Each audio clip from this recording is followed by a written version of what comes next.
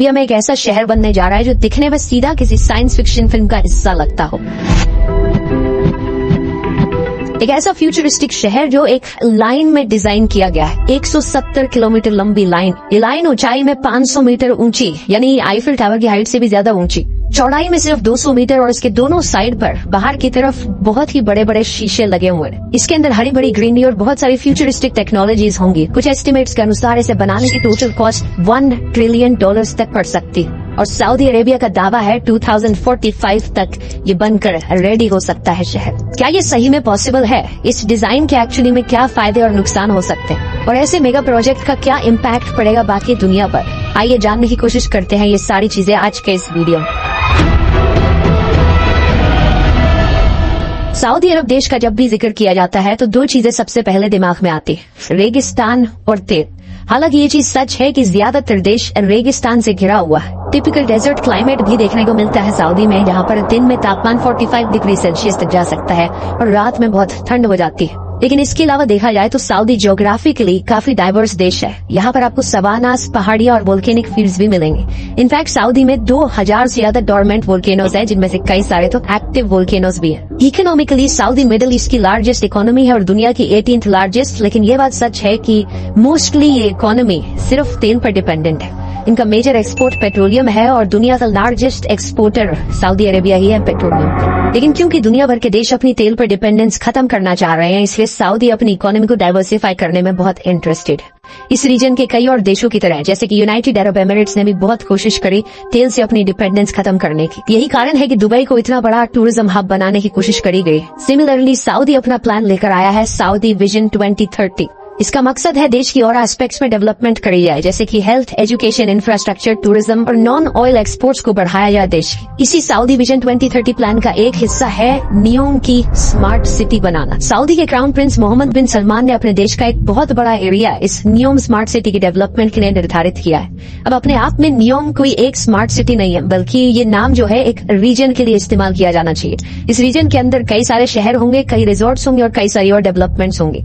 In total ये NEOM का जो एरिया होगा ये करीब 26,500 स्क्वायर किलोमीटर का होगा और इसकी लोकेशन कुछ यहाँ पर होगी, सऊदी अरेबिया के नॉर्थ वेस्टर्न हिस्से में, रेड सी के नॉर्थ में। ये टोटल साइज रफली इक्विवेलेंट है उत्तराखंड स्टेट के हाफ साइज से। इस एरिया को चुनने के पीछे एक ज्योग्राफिकल रीजन भी है कि यहाँ का जो क्लाइमेट है वो कंपैरेटिवली मॉडरेट क्लाइमेट है। सऊदी में रेगिस्तान के बीचों बीच जो क्लाइमेट होता है वहाँ पर ज्यादा गर्मी होती है, यहाँ रेड सी के पास है। ये नियोम शब्द का मतलब अपने आप में बड़ा इंटरेस्टिंग है। ये नियो प्लस एम से बना है। नियो एक प्रीफिक्स है जो एंशिएंट ग्रीक से आता है, जिसका मतलब बेसिकली न्यू होता है, नया कह लो। और एम यहाँ पर दो चीजों को रिप्रेजेंट करता है। एक इनके प्रिंस का खुद का नाम मोहम्मद बिन सलमान, तो मोहम्मद से एम आ गया, और दूसरा एक अरेबिक वर्ड है मुस्तकबल। इसका पहला लेटर भी एम होता है और इस शब्द का मतलब फ्यूचर होता है। एक आइडियल शहर बनाना चाहते हैं जो न्यू फ्यूचर हमें दिखाए। डेवलपर्स के अनुसार नियोम के अंदर 10 अलग अलग प्रोजेक्ट्स होंगे, जिन्हें 10 अलग अलग रीजन्स करके पुकारा जा रहा है। इन 10 में से 4 रीजन्स के डिटेल्स ऑलरेडी अनाउंस कर दिए गए हैं।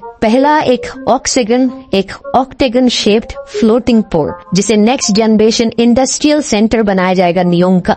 दूसरा ट्रोजेना, जो कि पहली मेजर आउटडोर स्कीइंग डेस्टिनेशन होगी अरेबियन पेनिनसुला की। इसकी ओपनिंग बताई गई है 2026 में होगी, सिर्फ 3 साल बाद। और इतना ही नहीं, इस एरिया को ऑलरेडी बिड मिल चुकी है कि यहाँ पर एशियन विंटर गेम्स 2029 होस्ट किए जाएंगे। इस सऊदी के one of the highest mountain ranges पर लोकेटेड होगा और यहाँ पर तापमान एक्चुअली में सर्दियों में 0 डिग्री सेल्सियस से अक्सर नीचे चले जाता है। लेकिन फिर भी बताया जाता है कि जो स्नो यहाँ पर यूज करी जाएगी वो फिर भी मैन मेड होगी, क्योंकि नेचुरल यहाँ पर कोई इतनी बर्फ नहीं गिरती। तीसरा है सिंधाला, एक लग्जरी रिजॉर्ट कॉम्प्लेक्स जो सिटी की कोस्ट के बाहर लोकेटेड होगा। यहाँ पर करीब 2400 लोग होस्ट किए जाएंगे। ये 840,000 स्क्वायर मीटर्स में फैला एक लग्जरी आइलैंड होगा, जहाँ पर ढेर सारी चीजें करने के लिए होंगी।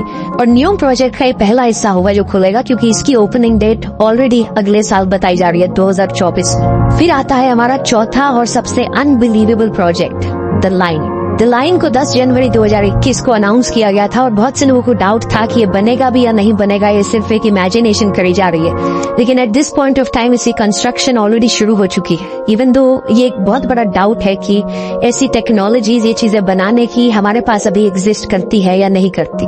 सबसे खास बात इस प्रोजेक्ट के बारे में है इसका डिजाइन। 170 किलोमीटर लंबी एक लाइन। ये पूरा शहर 500 मीटर ऊंची स्काई स्क्रेपर्स के बीच में सिचुएटेड होगा। ऐसी इमारतें जो लीनियर होंगी, लाइन के फॉर्म में चलेंगी आगे, और जिनकी बाहर की तरफ शीशा लगाओ। अपने आप में जो आइडिया है ये कोई नया नहीं है। सिमिलर आइडियाज प्रपोज किए गए थे 1800s और मिड 1900s में भी। हालांकि तब किसी के पास इतने रिसोर्सेज नहीं थे और पैसा नहीं था इन सारी चीजों को एक्चुअली में इम्प्लीमेंट करने के लिए। तो शहर एग्जाम्पल है 1960s के एक कॉन्सेप्ट का जिसका नाम है आर्कोलॉजी। आर्कोलॉजी बनता है आर्किटेक्चर प्लस इकोलॉजी के शब्दों से।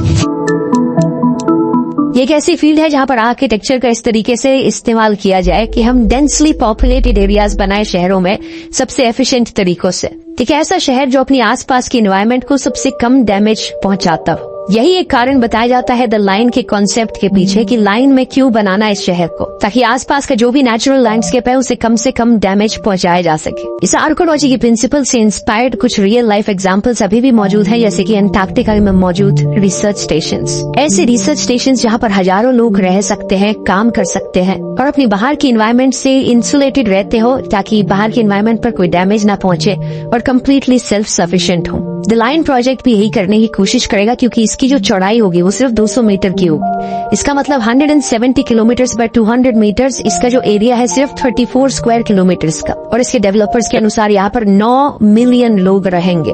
ये न्यूयॉर्क शहर की पॉपुलेशन है, लेकिन न्यूयॉर्क शहर के एरिया से करीब 20 गुना छोटा एरिया है। तो जो ओवरऑल फुटप्रिंट है वो बहुत छोटा हो गया। इस शहर के अंदर मल्टीपल लेयर्स प्लान करी गई है वर्टिकली देखा जाए तो, ताकि लोग 3 डायमेंशंस में मूव कर पाए, ऊपर, नीचे और साइड में।